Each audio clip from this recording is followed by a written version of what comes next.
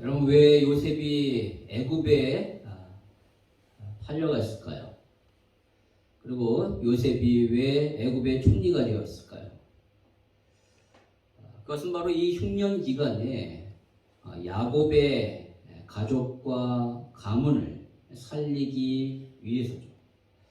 우리가 지난번에 요셉이 자신의 정체를 형제들에게 이야기하면서 바로 요셉의 입을 통하여 그것이 고백되어졌습니다. 창세기 45장 7절과 8절의 말씀에 나와 있죠. 우리 같이 한번 읽도록 하겠습니다. 시작. 하나님이 큰 구원으로 당신들의 생명을 보존하고 당신들의 후손에 세상을 주시려고 나를 당신들보다 먼저 보내셨나니 그런즉 나를 이리로 보낸 이는 당신이 아니요 하나님이시라. 하나님이 나를 바로에게 아버지로 삼으시고 그 온 집의 주로 삼으시며 애굽 온 땅의 통치자로 삼으셨나이다. 아멘. 요셉이 그렇게 얘기를 해요. 자신이 애굽에 팔려온 것 그리고 애굽의 총리가 된 것은 바로 하나님이 그렇게 하신 것이다. 그렇습니다. 사람의 눈으로 보면은 요셉은 분명히 형들에 의해서 애굽에 팔려졌어요. 그리고 자신이 바로의 꿈을 잘 해석했기 때문에 총리가 된 겁니다. 그러나 하나님의 눈으로 보면, 하나님의 관점으로 보면은 분명히 이것은 하나님이 하신 거예요. 사람의 관점이 아니라 자신의 인생을 하나님의 관점으로 보니까 이런 해석이 나오게 된 것이죠. 그렇기 때문에 그는 형제들을 용서할 수 있었던 겁니다. 형들이 한 게 아니니까. 하나님이 하셨으니까. 하나님의 뜻 가운데 그렇게 자신을 인도하셨으니까 형들을 원망하거나 복수하지 않을 수 있었다는 것이죠. 저와 여러분의 삶도 그렇게 하나님의 관점으로 해석되기를 원합니다. 어떠한 시각으로 내 인생을 해석하느냐가 너무너무 중요해요. 사람의 시각으로 나의 인생을 해석하면 나를 힘들게 하고 어렵게 하는 사람들 원망하고 그 사람 저주할 수밖에 없어요. 원망하고 불평하게 되죠. 그러나 하나님의 시각으로 내 인생을 해석하면 그 모든 것들이 하나님께서 나의 삶을 이끄셨고 결과적으로 하나님께서 모든 것을 합력하여 선을 이루신다. 그래서 하나님이 하셨다라고 고백되어지기 때문에 모든 일에 원망하지 않고 복수하지 않게 됩니다. 오히려 모든 것에 감사할 수 있게 되죠. 어떻게 범사에 감사할 수 있는가? 사도 바울이 범사에 감사하라고 그랬는데 그것은 바로 하나님의 시각으로 모든 사건과 사람과 상황을 해석할 때 그럴 수 있는 것이죠. 네. 그러한 눈이 저와 여러분에게 열리기를 원합니다. 모든 것은 결국은 하나님의 뜻 가운데 이루어져요. 그리고 하나님이 우리 인생에 크고 작은 여러 가지 어려움과 문제와 아픔들 그 모든 것들을 사용하셔서 결국 하나님의 뜻대로 이끄신다는 것이죠. 그것을 알아야 되는 거죠. 그것을 볼 수 있는 눈이 우리 가운데 있어야 합니다. 오늘 요셉이 형들을 다시 만나서 자신의 정체를 밝히는 이 모습은 바로 하나님이 요셉에게 주셨던 꿈이 이루어지는 겁니다. 그 꿈이 성취되는 모습이에요. 여러분, 하나님이 요셉에게 주셨던 꿈은 그의 아버지와 형들이 요셉에게 절하는 것, 단순히 그러한 의미가 아니라는 것이죠. 그것을 뛰어넘어 요셉을 통하여 야곱의 가족과 가문과 그의 후손을 살리기 위한, 더 나아가서 모든 열방 가운데 살아계신 하나님의 영광을 나타내기 위한 그런 꿈이었다는 거예요. 하나님이 개인의 어떤 영달을 위하여 요셉에게 그 꿈을 주신 것이 아니라 요셉을 통하여 사람을 살리고 하나님의 영광을 이 땅 가운데 나타내기 위해서 주신 꿈인 거죠. 요셉은 그것을 알았어요. 근데 처음에는 몰랐죠. 요셉이 하나님 앞에 17세에 그 꿈을 받았을 때는 전혀 그 꿈의 의미를 알지 못했기 때문에 그저 그것이 형들보다 자신이 더 잘나가고 성공하는 인생으로 만들어주겠다는 그런 꿈인 줄 알고 자랑했다는 거죠.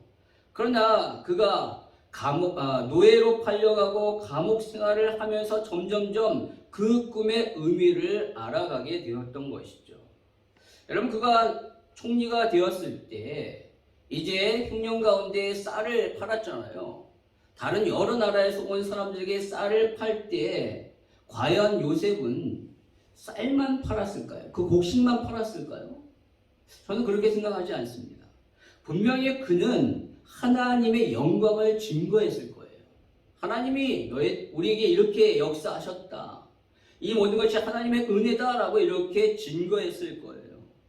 왜냐하면 그는, 요셉은 형들을 만났을 때 자신의 신분을 속이고 형들 앞에 섰을 때부터 요셉은 자신이 하나님을 경외하는 사람이다 라고 이렇게 얘기를 했어요. 그러니까 애굽의 총리로서, 형제들은 애굽의 총리로만 알고 있잖아요. 그리고 형제들 앞에서 자신이 동생이 아니라 애굽의 총리로서 섰을 때도 그 형들 앞에서 나는 하나님을 경외하는 자다라고 이렇게 얘기를 해요. 창세기 42장 18절에 보니까 사흘 만에 요셉이 그들에게 이르되 나는 하나님을 경외하노니 너희는 이같이 하여 생명을 보존하라 라고 이렇게 얘기했다는 거예요. 여러분, 애굽의 총리가 이렇게 얘기해도 됩니까? 너무 이상하잖아요, 사실. 왜냐하면 애굽은 분명히 여러 신을 섬기고 특별히 태양신을 섬기면서 그 태양신의 아들을 바로로 이렇게 여기는 나라인데 어떻게 그렇게 총리로서 그런 말을 할 수 있겠어요? 나는 하나님을 경외하는 자다. 그것은 바로 요셉이 애굽의 총리가 됐을 때부터 하나님이 자신에게 주신 꿈이 바로 무엇인지를 분명히 알았기 때문에 그렇다는 거예요. 그래서 그는 처음부터 이 형들뿐만이 아니라 애굽의 총리 되기 이전부터 바울 앞에 섰을 때부터 바울에게 자신의 영적인 신분을 얘기했던 것을 보게 됩니다. 자신이 바로의 꿈을 해석하지만 이 꿈의 해석은 내 머리에서 나온 것이 아니라 하나님이 주신 지혜와 능력으로부터 나온 것이다. 나는 하나님을 믿는 사람입니다. 라고 자신의 영적인 정체성을 분명히 밝혔어요. 그렇게 했더니만 바로가 어떻게 합니까? 막 화를 내면서 그런 거 아니죠. 창세기 41장 38절에 보니까 이와 같이 하나님의 영에 감동된 사람을 우리가 어찌 찾을 수 있으리요? 바로가 이런 얘기를 했다는 거예요.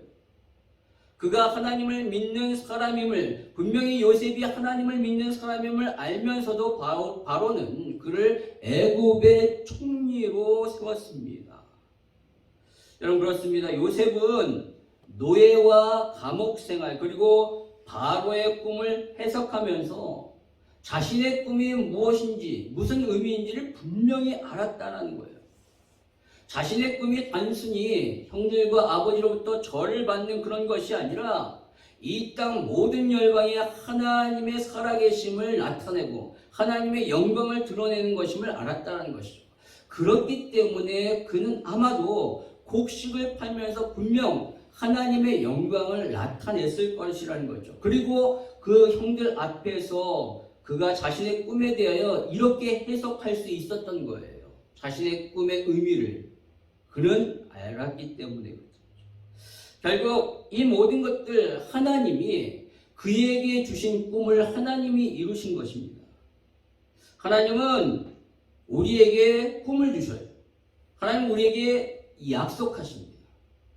그 꿈과 약속 하나님이 반드시 이루셔요. 하나님이 약속하신 것을 반드시 이루시는 분이십니다.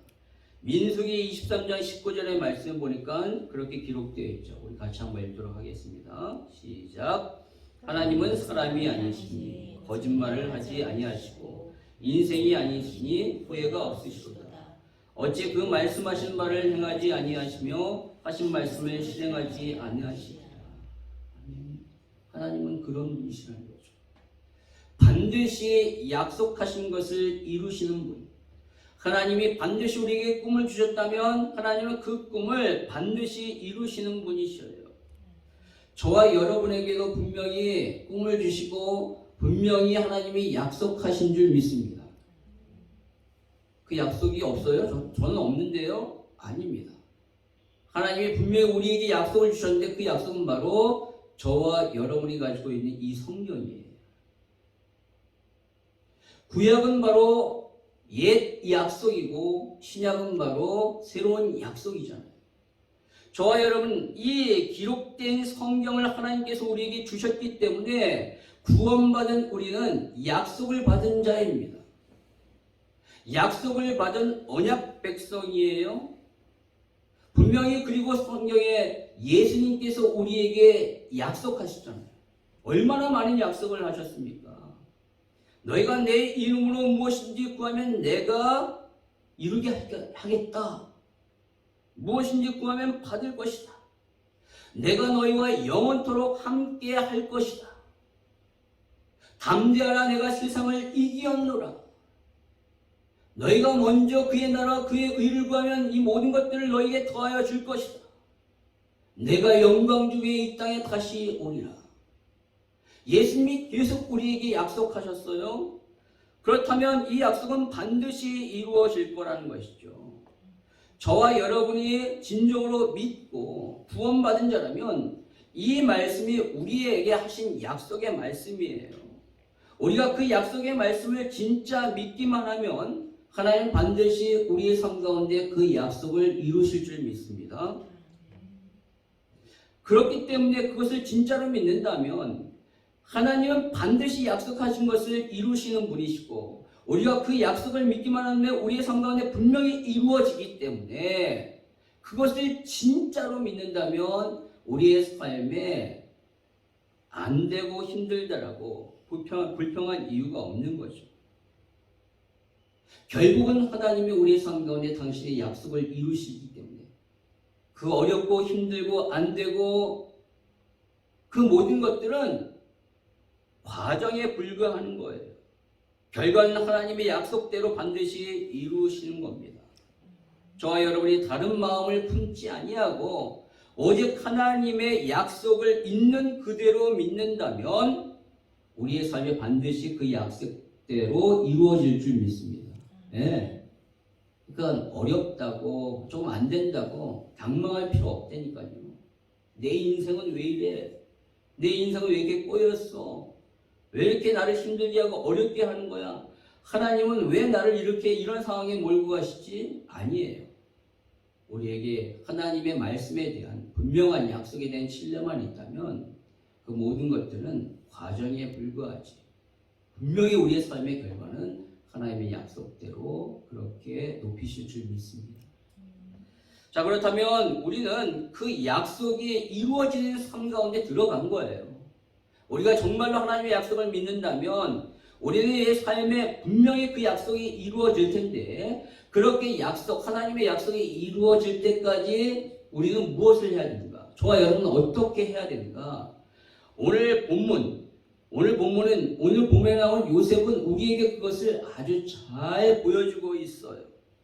그 약속이 이루어질 때까지 요셉의 삶을 통하여 우리도 이렇게 살아야 되는구나. 그 약속이 이루어질 때까지 우리는 이렇게 살아야 되는가를 우리는 요셉을 통하여 알 수 있어요. 자, 드디어 요셉이 울면서 형제들 앞에 자신의 정체를 드러냈죠. 그리고 그제서야 오늘 형들이 그가 바로 요셉임을 알게 됩니다. 자, 이제 형들을 만났어요. 그 소문이 어디에까지 들리게 되냐면 바로 바로의 궁전까지 들리게 돼요. 알려지게 돼서 오늘 16절의 말씀에 보니까 바로와 그의 신하들이 그것으로 인하여 기뻐했다라고 말하고 있습니다.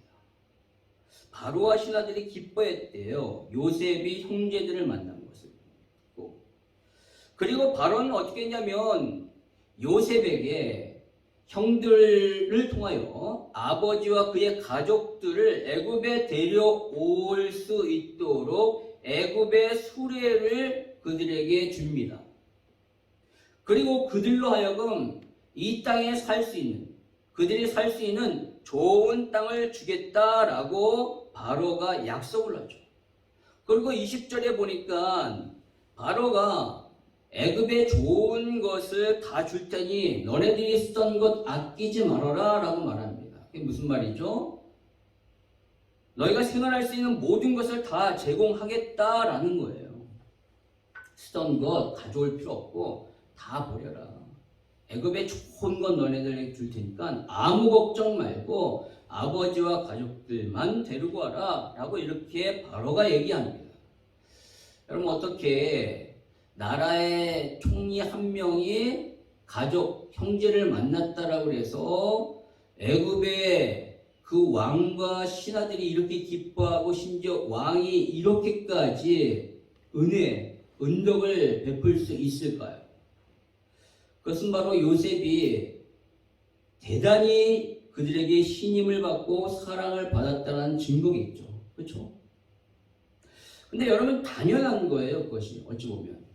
왜냐하면 요셉이 아니었다면 바로 애굽 역시도 그 흉년의 기간 동안에 다른 나라와 같이 굶었을 겁니다. 근데 요셉이 총리가 되고 나서 애굽을 구역을 정비하고 그 구역별로 7년 풍년일 때 그 곡식을 거둬들이게 했으며 이제 흉년이 되었을 때 그것을 풀어 백성들을 살리죠.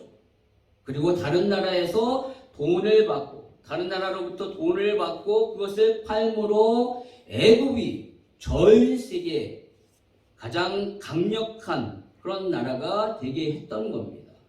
요셉으로 인하여 애굽이 그렇게 된 것이죠. 그러니까 바로가 요셉을 신임하고 사랑하지 않을 수가 없는 거예요. 그럼 저와 여러분, 특별히 우리의 자녀들이 그렇게 되기를 바랍니다. 우선 가장 먼저 해야 할 것은 하나님의 꿈을 마음에 품으십시오. 네. 그리고 그 꿈의 의미가 무엇인지를 바로 알아야 돼요. 그 하나님이 주신 꿈은, 하나님 우리에게 약속하신 것은 나의 만족과 유익을 위한 것이 아니라 다른 사람의 생명을 살리고 하나님의 영광을 나타내는 것임을 분명히 알아야 되는 거예요. 하나님이 나에게 주시는 꿈은 바로 그것이다. 그리고 그 꿈은 하나님이 약속하셨기 때문에 반드시 이루어진다는 것을 명심해야 돼요. 자, 그렇다면 이제 남은 것은 바로 오늘 요셉처럼 사람들에게 신임과 사랑을 받는 거예요. 요셉이 어떻게 그렇게 신임과 사랑을 받을 수 있었습니까? 바로 그것은 총리가 돼서 잘했다라기보다 그 전에 이미 그는 하나님 앞에서 그렇게 사랑을 받고 다른 사람들에게 사랑과 신임을 받을 수밖에 없는 그러한 삶을, 그러한 훈련을 해왔다는 거예요. 바로 13년간 노예와 감옥 생활을 통하여 그런 과정이 있었기 때문에 그가 이렇게 바로와 신하들에게 신임을 받고 사랑을 받을 수 있는 그런 위치에 오를 수 있었다는 것이죠. 여러분, 말이 13년이지 그 생활은 인간으로서 겪을 수 있는 가장 밑바닥의 그러한 삶이었어요. 바로 노예와 감옥 생활이었기 때문에 그렇죠. 그럼 노예는요, 주인의 재산이에요. 죽을 때까지 일을 해야 합니다. 그리고 감옥 생활은 그나마 있었던 외출의 자유도 없는 완전히 갇혀 지내는 그러한 삶이었다는 것이죠. 정말로 인간으로서 가장 절망적이고 끔찍한 생활의 경험이 있었다라는 거예요. 그런데 요셉은 그 기간 동안 그는 하나님과 함께하는 그 비결, 그것을 경험했죠. 임마누엘을 누린 거예요. 그리고 그 상황 가운데 하나님이 자신과 함께하는 것을 느끼고 그것을 삶 가운데서 보여주면서 바로 성실과 정직함으로 그렇게 일함으로 인하여 노예 생활할 때는 주인인 보디발에게 인정을 받았고 감옥 생활할 때는 간수장에게 인정을 받은 거예요. 성경은 그 기간을 한마디로 뭐라고 하냐면 여호와께서 요셉과 함께 하심으로 그가 형통한 자가 되었다라고 말하고 있죠. 여러분, 이 생활이 왜 형통한 것입니까? 바로 하나님의 꿈이 이루어지는 과정이기 때문에 그래요. 요셉에게는 오히려 가면 갈수록 더 안 좋은 나쁜 일이 생기는 거였지만 결과적으로 그 모든 것들을 통하여 그가 나중에는 총리가 되고 하나님의 꿈이 이루어지는 과정이었기 때문에 하나님이 그렇게 하기 위해 그를 이끄셨기 때문에 그의 삶이 형통하다라고 성경은 말하고 있는 거죠. 형통은 내가 잘되고 평안해지는 것이 아니라 나의 삶 가운데 하나님의 꿈이 이루어지는 것이 형통이에요. 하나님의 약속의 말씀이 이루어지는 것이 형통이에요. 그것을 위하여 내가 쓰임받는 것이 형통입니다. 만약에 요셉이 노예 생활에서 풀려나서 자유인이 되었거나 감옥에서 바로 풀려나서 자유인이 됐다. 우리의 눈에는 그것이 형통이지만 하나님의 눈에는 그것이 형통이 아니라는 거죠. 성경은 그것이 형통이 될 수 없는 거예요. 그가 노예 생활하고 그래서 억울한 일을 당해서 감옥에 들어가야지만 그 감옥 생활을 통하여 술 맡은 간원장을 만나고 그 술 맡은 간원장을 통하여 바로를 만나야지만 하나님의 꿈이 이루어지기 때문에 그 모든 것들이 하나님의 형통이다. 그의 삶이 형통이다 라고 성경은 말하고 있는 거예요. 바로 총리가 되기 이전에 그는 요셉은 이 과정을 통하여 하나님과 함께하는 비밀을 깨닫게 되었고 모든 상황과 환경 가운데 성실과 정직으로 사람들에게 인정받았던 거예요. 그것이 총리가 되어서도 그대로 이어졌기 때문에 오늘 바로에게 이러한 대접을 받을 수 있었던 것이죠. 여러분, 하나님의 꿈을 품은 자는 하나님이 함께 하시는 그 비결, 임마누엘의 비결을 체험해야 돼요. 그러면서 동시에 그러니까 영적인 그 비밀을 체험하면서 동시에 뭐가 있어야 되는가? 삶의 성실과 정직이 있어야 된다는 거예요. 그것을 통하여 사람들의 신임과 사랑을 얻어야 되는 겁니다. 그것이 바로 하나님의 꿈을 품은 자의 삶의 모습이에요. 그런데 이것을 한국교회에서는 그동안 제대로 하지 못했던 것이죠. 한국교회는 하나님의 꿈만 품었지 그 과정에서 사람들의 신임과 사랑을 받지 못했던 거예요. 하나님이 함께 하시는 그 비밀을 알고 성실과 정직으로 세상을 대하지 않았다는 거예요.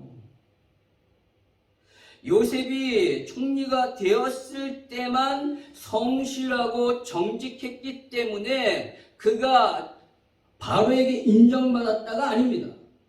그는 이전에 이미 총리되기 이전부터 그가 노예로 있을 때 감옥에 있을 때부터 그는 그러했어요.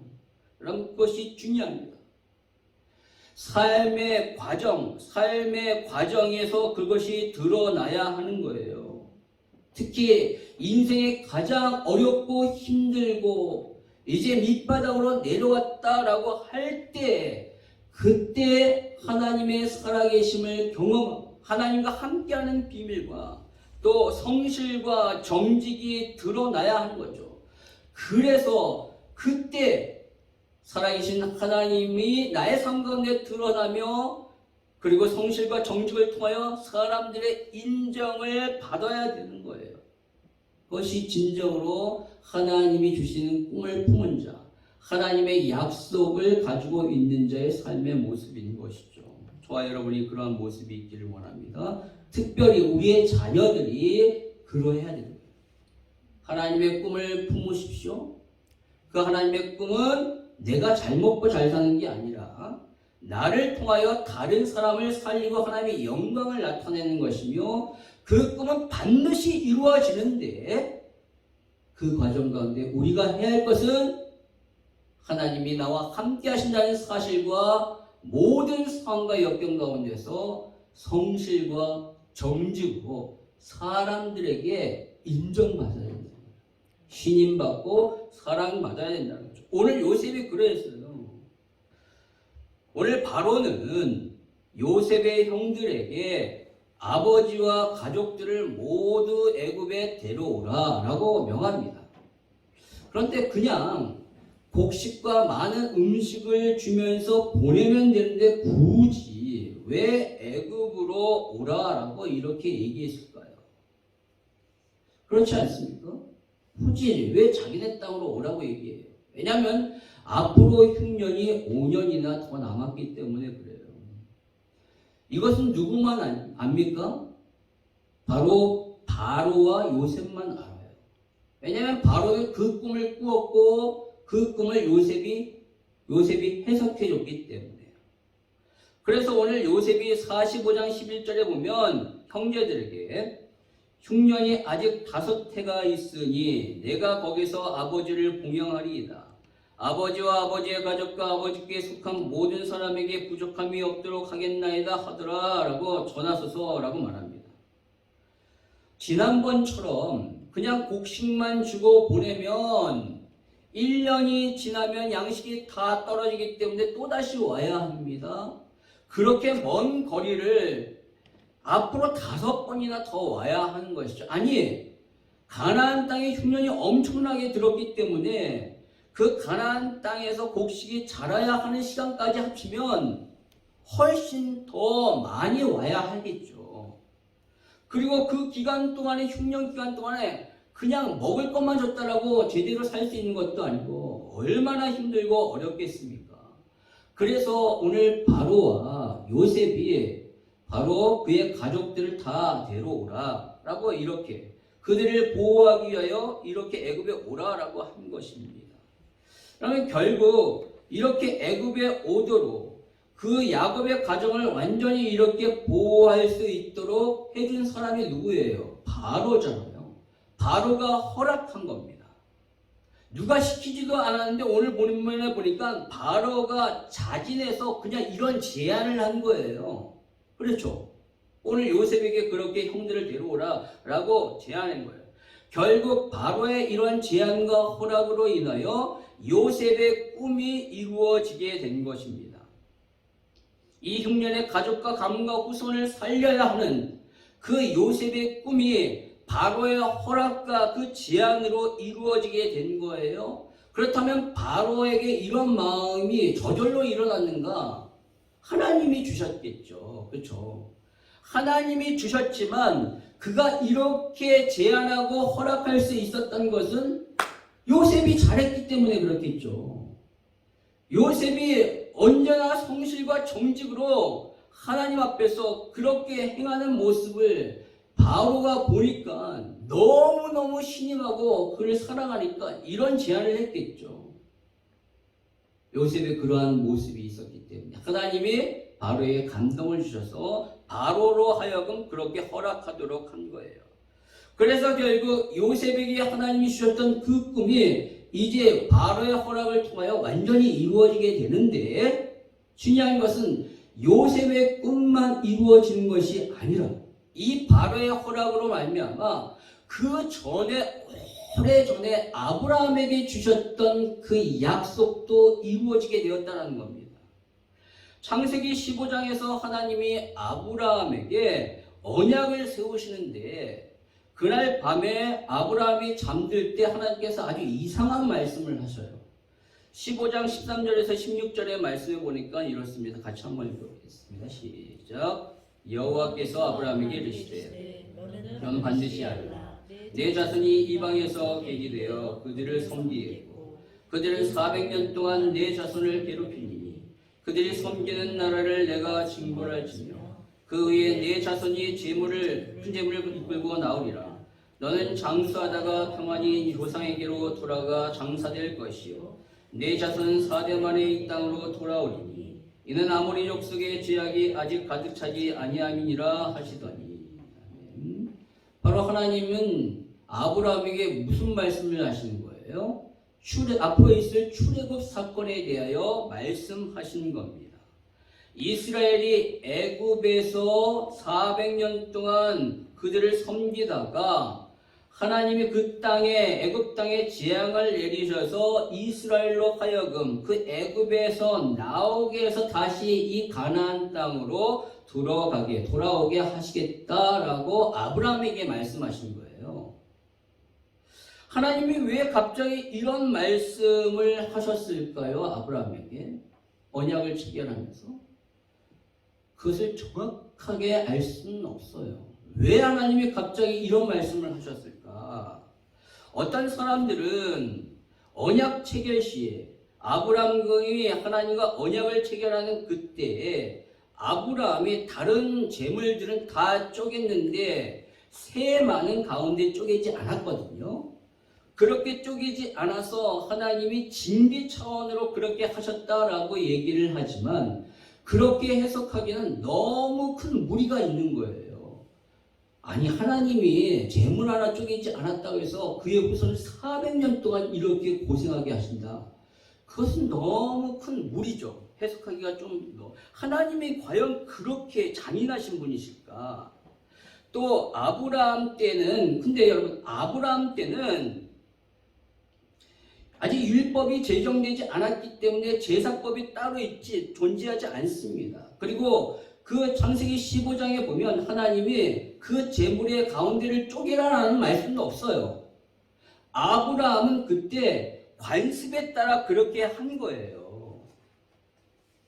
따라서 하나님이 왜 이렇게 아브라함에게 이러한 어찌 보면 이 안 좋은 얘기를 하셨을까라는 것을 우리는 정확하게 그때 왜 하나님이 그런 말씀을 하셨을까라는 것을 우리는 정확하게 알 수는 없지만 분명한 것은 미래를 아시는 하나님이 아브라함에게 앞으로 너의 후손에게 일어날 일을 미리 말씀하셨다라는 거예요.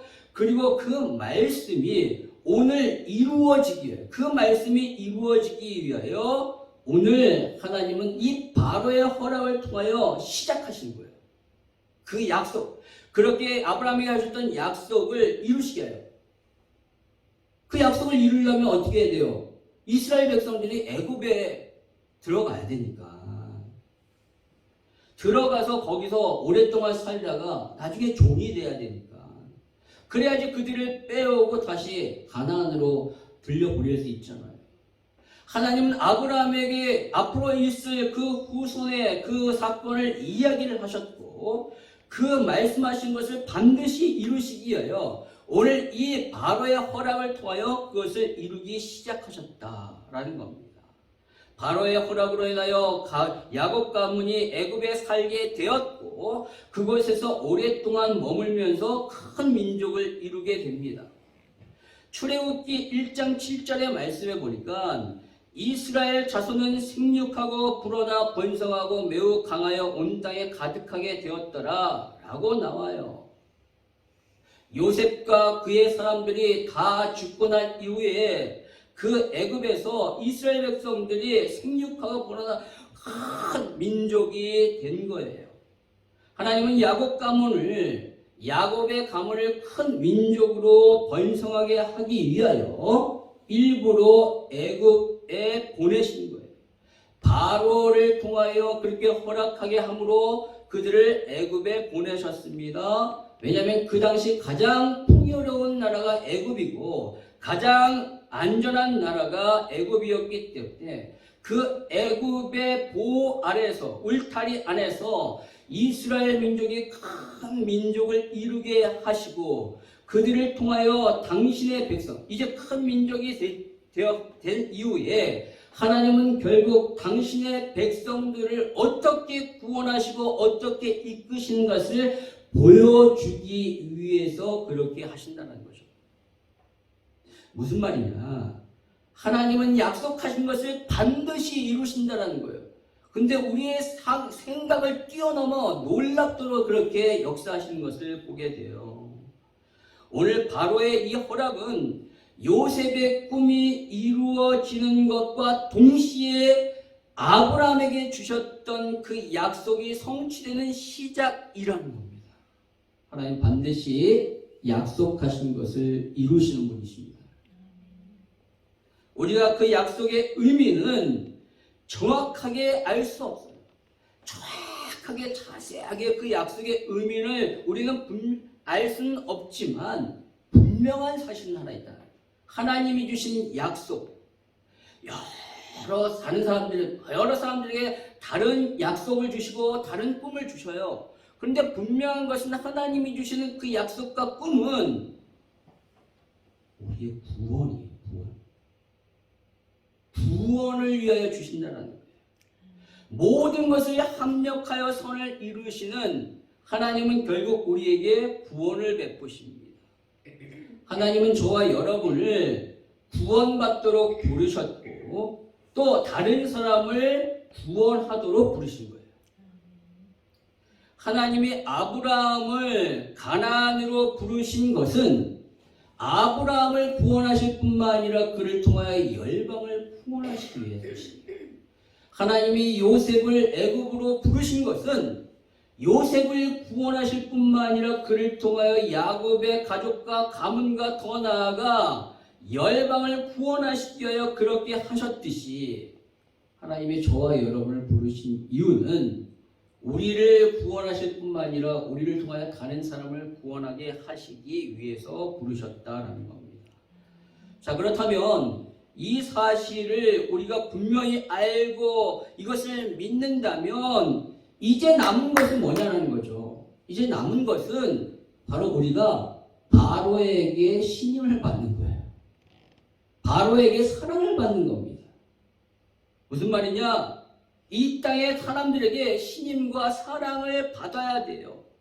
그것이 그들에게 잘 보이기 위해서 잘 보이라라는 말이 아니라 하나님이 우리를 향한 이 구원을 이루시게 하여 얼마나 열심히 일하십니까?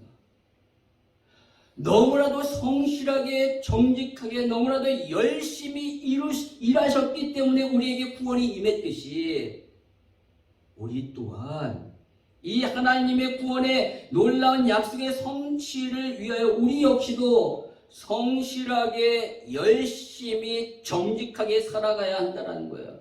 그러면 다른 사람들이 여러분들을 인정하고 신뢰할 거라는 것이죠. 그렇게 됨으로 인하여 하나님은 결국 우리에게 주신 그 꿈과 약속을 이루게 하신다는 겁니다. 여러분, 다른 사람들에게 잘 보이기 위해 애쓰라는 말 아니에요. 사람들의 비유를 맞추라는 얘기 아니에요. 하나님이 지금 나를 향하여 열심히 일하듯이 너무나도 성실하고 정직하게 구원을 위하여 일하듯이 나도 이 땅 가운데 그 구원을 위하여 성실하게 열심히 정직하게 삶을 살아갈 때 여러분의 삶 가운데서 그러한 신임과 그러한 사랑을 받게 된다는 거죠. 하나님 결국 그것을 통하여 당신의 약속을 이루실 줄 믿습니다. 남은 한 주간도 성실과 열심과 정직으로 하나님의 꿈과 그 약속을 위하여 살아가시는 저와 여러분의 삶이 되기를 주님의 이름으로 축원합니다.